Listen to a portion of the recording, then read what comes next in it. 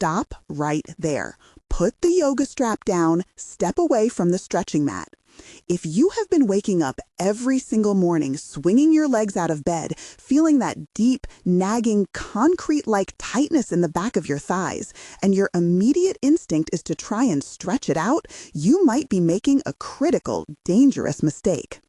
We need to have a very serious one-on-one conversation about the way you are treating your body. Because if you are currently dealing with chronic back pain, sciatica, or that stubborn toothache-like ache that sits right in the dimple of your glute and radiates down your leg, you are likely operating on a fitness myth that is keeping you in pain. In fact, a startling report released just this year by leading spinal rehabilitation experts suggests that nearly 65% of people suffering from sciatica are actively making their condition worse by doing the one thing they think is helping: stretching. Most people treat their legs like rubber bands. It makes intuitive sense, doesn't it? You feel tight, your brain says, if it is tight, I need to pull on it to make it loose. You bend forward, you try to touch your toes, you feel that intense, burning, pulling sensation in the back of your legs, and you think, good, it hurts a little, but I am loosening it up. I am making progress. I am fixing it. That logic works perfectly for healthy, red, blood-filled muscle tissue. If you just ran a marathon, sure, stretch the rubber band. But here is the uncomfortable truth that nobody tells you. If your pain is specific, if it is shooting, burning, electrical, or just a dull, stubborn ache that never seems to go away no matter how much you stretch, your leg is not a rubber band right now. It is a wire. I want you to close your eyes and visualize the power cord plugged into your laptop or the cord running from your lamp to the wall. That cord has a very specific fixed length. It is designed to carry a signal from point A to point B.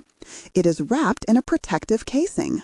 Now, imagine what happens if you grab both ends of that electrical wire and you pull it apart as hard as you can. Does it stretch? Does it get longer and looser and more flexible? No, it frays. The outer plastic casing starts to rip, the delicate copper wiring inside starts to tear and separate, and if you keep pulling, eventually the connection snaps. When you are dealing with sciatica, lumbar radiculopathy, or deep spinal instability, the tightness you feel in your hamstrings is often not the muscle tissue at all.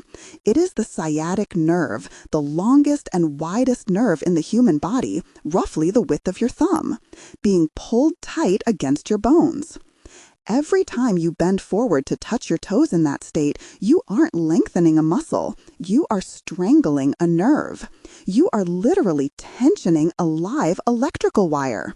This creates a massive amount of inflammation. The nerve gets angry, it swells up, it sends danger signals to your brain at 200 miles per hour. And because your body is incredibly smart, it reacts to that inflammation by locking your muscles up even tighter the next day to protect the nerve from your stretching. It becomes a vicious, never-ending cycle. You stretch because you feel tight, the stretch irritates the nerve tells the muscle to tighten up to protect it, you wake up feeling tighter, you stretch again. We have to break this loop today. I am going to show you exactly how to tell the difference between a tight muscle and a trapped nerve so you don't accidentally injure yourself. We are going to stop treating your leg like a rubber band and start treating it with the respect that a live wire deserves. By the end of this video, you will have a completely new toolkit that could save you from years of unnecessary pain. You might be sitting there thinking, okay, I hear you. I understand the wire analogy. But if I shouldn't stretch, why does it feel so incredibly tight? Why do I feel like I can't even put my socks on in the morning without bending my knees? Why do I walk like a robot for the first 20 minutes of the day? That tightness is not a defect. It is not a sign of old age. It is a sophisticated defense mechanism. Your hamstrings feel tight for a very good reason. They are holding on for dear life. I want you to think of your hamstrings like the emergency parking brake on your car. Your brain is the driver. It is constantly scanning your body for safety, thousands of times per second. If you have a weak core, an unstable pelvis, or a lower back issue, like a bulging disc, your brain senses that wobble. It realizes that your spine, the most important structural pillar in your body, the casing for your spinal cord, is unstable. The brain gets terrified. It thinks, if I let this person move freely, if I let them bend all the way forward, their spine might collapse. They might damage the spinal cord. So what does it do? It yanks the emergency brake. It sends a screamingly loud neural signal to your hamstrings. Tighten up, lock it down, do not let him move. That stiffness you feel is your brain trying to save you. It is restricting your range of motion intentionally to stop you from hurting your back. It is a biological cast. Now imagine what happens if you force that parking brake off while the car is parked on a steep, icy hill. If you force a stretch, if you override that safety signal by aggressively pulling on your legs, you are essentially cutting the brake lines while the car is rolling. The car rolls, your back goes out, you end up on the floor in a spasm, unable to move for 3 days. We cannot just force these muscles to let go by pulling on them. That is a fight you will lose every single time. If you pull, the brain will panic and pull the brake harder. We have to negotiate. We need to convince the brain that it is safe to release the brake naturally. We have to stabilize the spine so the brain says, okay, the danger is gone, the structure is secure, you can relax the hamstrings now. This concept is backed by research from the Journal of Orthopedic and Sports Physical Therapy, which has shown that core stabilization exercises are significantly more effective at increasing hamstring flexibility than stretching alone. Why? Because stability creates safety, and safety creates mobility. If you want to fix the root cause instead of just fighting the symptoms, tap that subscribe button right now. We are about to release the brake the right way without forcing it, giving you the freedom to move without fear. So, this leaves us with a massive question, a $1 million question that determines whether you get better or stay in pain. How do I know? Is my pain just a simple tight muscle that needs a stretch? Or is it a nerve wire problem that needs protection? Because the treatment for one is the poison for the other. If it is a muscle, stretching is fine. If it is a nerve, stretching is dangerous. You need to know which one it is before you do a single exercise. You don't need an MRI to get a good idea. You don't need expensive equipment. You don't need to wait 3 months for a specialist appointment. There is a specific clinical movement pattern used by physical therapists all over the world to diagnose this exact issue. It is called the Slump Test. It gives us a definitive yes or no answer. It is almost like a magic trick for your nervous system. It isolates the variable so we know exactly what is causing your pain. It separates the mechanical tension of the muscle from the neural tension of the wire. I am going to walk you through that exact test step by step in just a moment. It is the only way to be 100% sure you aren't hurting yourself every time you hit the gym or try to do yoga. But, and this is crucial, we cannot do the test yet. Why? Because if you have been stretching recently, or if you are in pain right now, your wire is already hot. It is already inflamed. If we test it now, it will just hurt, and it might give us a false positive. Imagine trying to test a smoke detector while the house is already full of smoke from burning toast. It's just going to scream at you. It won't tell you if there is a real fire or just a nuisance. We need to clear the smoke first. We need to calm the system down. Once the inflammation is lower, we will run the test and you will get a clear, undeniable answer. So, stick with me. We are going to do 2 specific things to calm the nerve and stabilize the spine, and then we will reveal the diagnostic that will change how you train forever. If we can't static stretch, what do we do? If the wire is caught, how do we free it without pulling it? We floss. I want you to imagine a piece of dental floss stuck between 2 tight teeth. Think about the mechanics of that situation. If you grab both ends of the floss and just yank them apart, does the floss move? No. It just gets tighter against the teeth. It digs into your gums, it hurts, it might even snap. To get the floss moving, you have to glide it.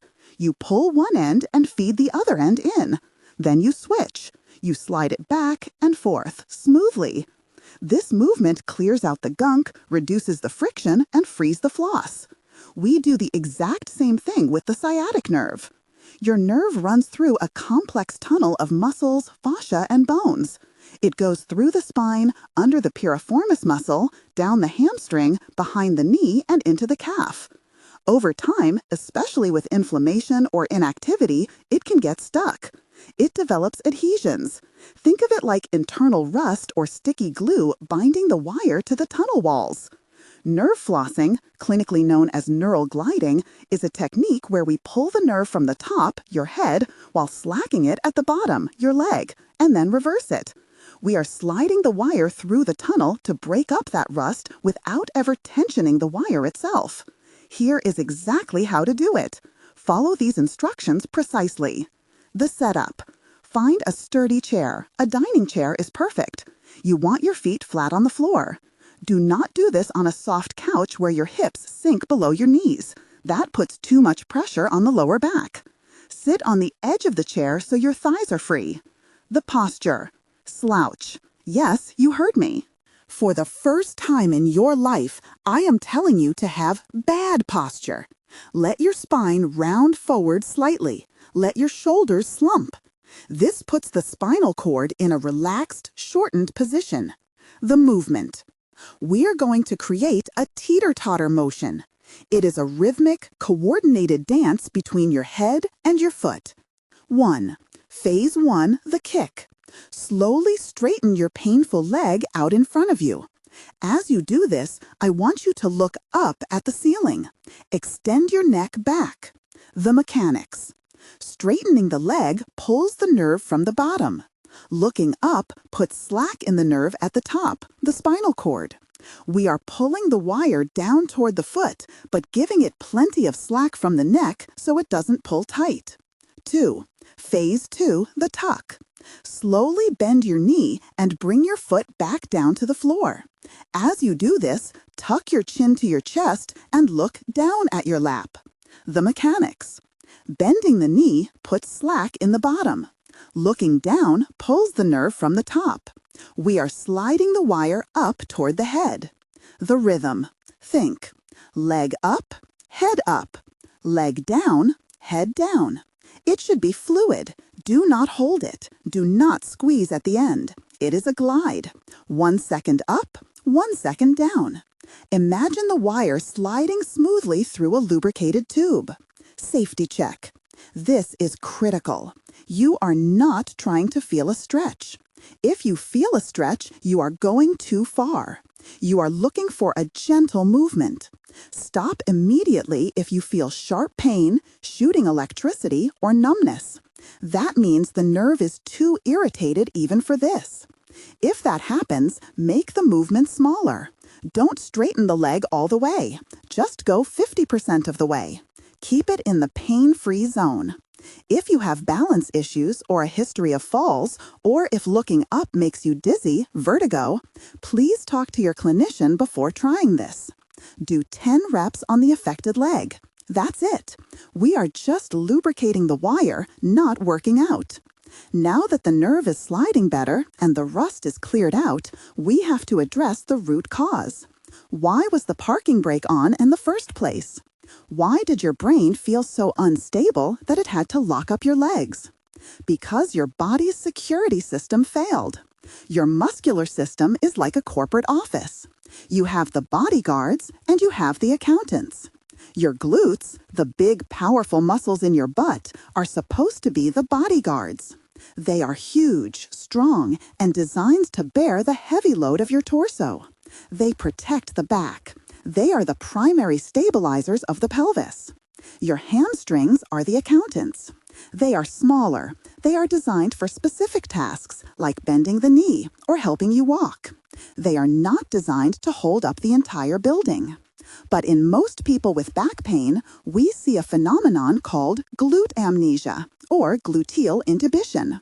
Your bodyguards, the glutes, have fallen asleep on the job. Maybe it's because we sit on them all day at work. Maybe it's old injuries. but they have stopped firing. They are dormant. When the bodyguard falls asleep, the accountant, the hamstrings, panics. It looks around and sees the spine wobbling. It says, "Who is going to hold up the spine? The bodyguard is asleep."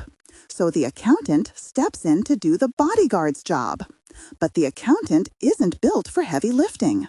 It gets overworked immediately. It gets tight. It cramps up. It burns out. This is why your hamstrings are tight. They are exhausted because they are doing a job they weren't hired to do. They are doing the work of the glutes and their own work. We don't need to stretch the accountant. That won't help.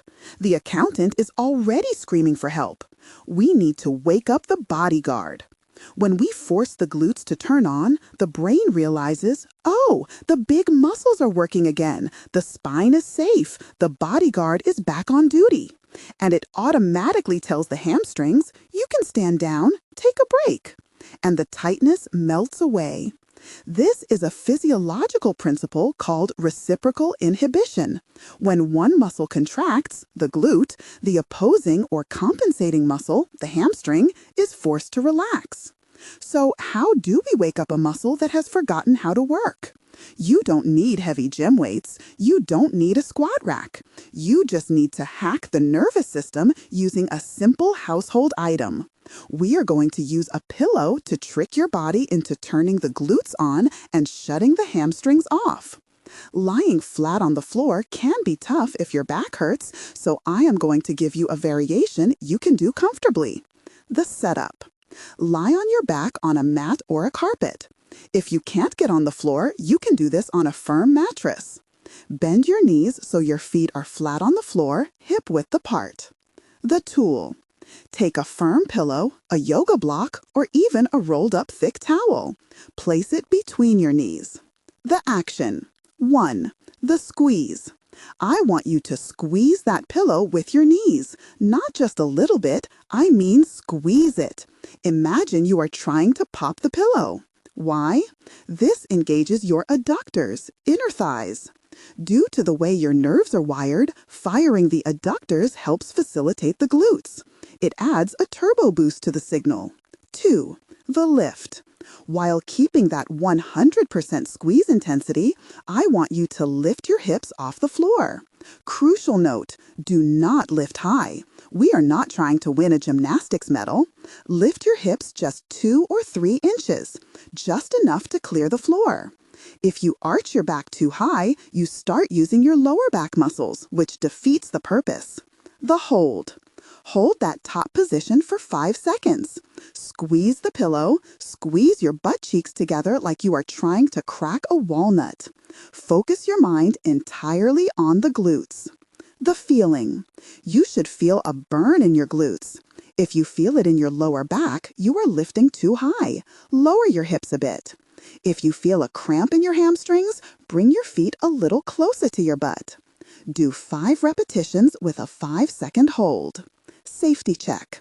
If lifting your hips hurts your back at all, stay on the ground. Just lie there and do the squeeze and clench without lifting the hips. That is still effective. Stop immediately if you feel sharp pain. This exercise sends a loud wake-up call to the bodyguards. It tells the brain that stability has returned. Let me know in the comments below. Type "boss is back" if you felt your glutes wake up on that one. It's a game changer for walking comfortably again. Okay, we have flossed the nerve to reduce the friction.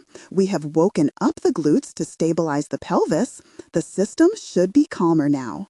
Remember that diagnostic test I promised you earlier?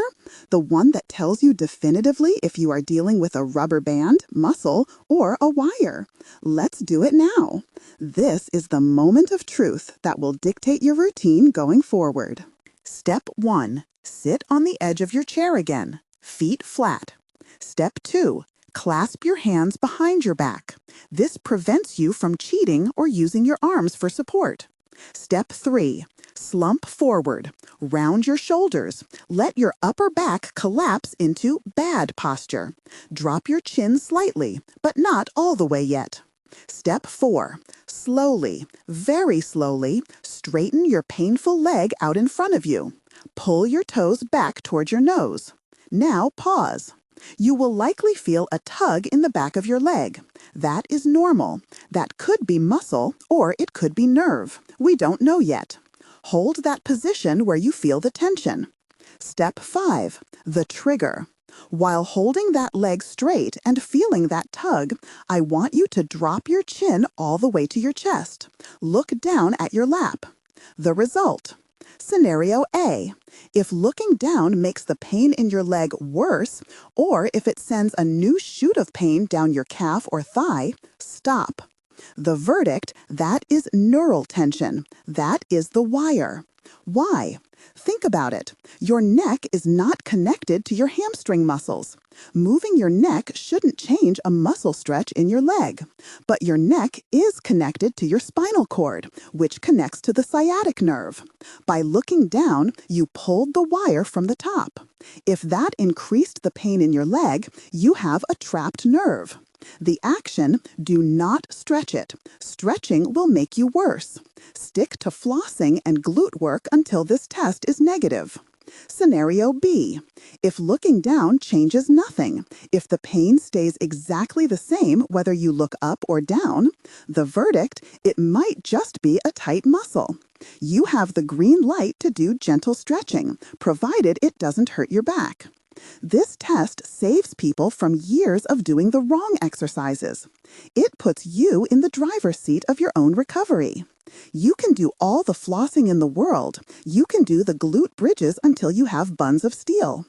But there is one simple, seemingly innocent lifestyle habit that will ruin all your progress in 5 minutes. It is something half the population does every single day without thinking. It is a habit that quietly destroys your spinal alignment while you sit. Sitting on a wallet or a thick phone in your back pocket. I want you to visualize the wire we talked about in the beginning. It runs right out of your pelvis, through the glute muscles, and down the leg. When you put a thick leather wallet in your back pocket and then sit on it, in a car, at your desk, at dinner, you are essentially placing a rock directly on top of that wire. You are crushing the wire directly against your pelvic bone. It is like parking a heavy truck on a garden hose. What happens to the water flow? It stops. Pressure builds up. The hose gets damaged. But it gets worse. Sitting on a wallet tilts your pelvis. One hip is higher than the other. This forces your spine to curve sideways to compensate so your head stays straight. This artificial curvature immediately destabilizes the spine. And what does the brain do when it senses instability? It pulls the parking brake. You could spend 20 minutes doing your rehab exercises, feel great, and then sit on your wallet for the 20-minute drive to work. By the time you get there, your hamstrings are locked up again because you crushed the nerve and tilted the pelvis. You undid all your hard work. Take it out. Put it in your front pocket. Put it on the dashboard. Put it on the table. This tiny change instantly levels your hips and gives the wire room to breathe. It is the easiest fix with the highest return on investment. It costs you nothing, but it saves your back. We have one final piece of the puzzle. To keep the hamstrings loose forever, we need to make sure the brain never feels the need to pull that parking brake again. We need to create a natural corset of muscle around your spine. We need a core anchor. But listen to me closely. Do not do sit-ups. If you have back pain, sit-ups are one of the worst things you can do. They crush the discs in your spine. They force flexion under load. We want stability, not flexion. We want to brace the spine, not bend it. We are going to use a modification of the dead bug exercise. It looks funny, but it works miracles for spinal stability.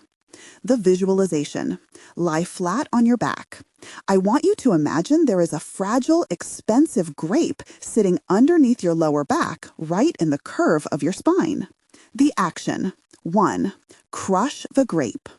Deeply exhale and press your lower back into the floor. You are trying to smash that imaginary grape. You want 0 space between your back and the mat. 2. The lock. Hold that pressure. Do not let the grape survive. This engages your deep abdominal wall, the transverse abdominis. This is your body's natural weight belt. 3. The march. While holding that crush with 100% focus, slowly lift one foot just an inch off the ground. Hold for a second. Put it down. Lift the other foot. The challenge. The goal isn't just to lift the legs. The goal is to lift the legs without letting your back arch. If your back pops up and the grape is safe, you lost the tension. You have to fight to keep that back flat. Safety check. Keep breathing. Do not hold your breath or your blood pressure will spike. Breathe through pursed lips like you are blowing out a candle. This helps keep the core engaged while you breathe. If you feel pain, stop. Talk to a pro if you have a history of hernias before doing core pressure work. This exercise builds a shield around your spine. When the brain feels this shield, when it feels that the core is doing its job, it finally trusts your body enough to release the hamstrings permanently. It realizes the spine is supported, so the emergency brake is no longer needed. You have a new roadmap now. The days of blindly pulling on your painful legs are over. You are no longer guessing, you are engineering your recovery. Here is your new plan of attack, your daily checklist for freedom. 1. Stop pulling on the pain. You are fraying the wire. It's not a rubber band. Respect the inflammation. 2. Use the slump test. Check if it is neural tension or muscle tightness. Know your enemy before you fight it. 3. Floss, don't stretch. Use the head up, leg up technique to glide the nerve and clear the rust. 4. Wake the bodyguard. Use the pillow squeeze to fire the glutes so the hamstrings can take a vacation. 5. Ditch the wallet. Don't crush the wire you're trying to heal. 6. Anchor the core. Crush the grape to make your spine bulletproof. Your back is stronger than you think. You just need to treat the right tissue. You have been fighting a war against your own nervous system, and that is a war you cannot win with force. You have to win it with strategy. We have a whole library of videos designed to help you navigate this journey. In fact, if you found the nerve versus muscle concept helpful, you absolutely need to see our other video about stop stretching your hamstrings if you have this back pain. It makes it worse. It goes even deeper into the anatomy of the sciatic nerve and shows you 3 more variations of the flossing technique. Tap the card on the screen now. It's the perfect next step to ensure you stay pain-free. See you there.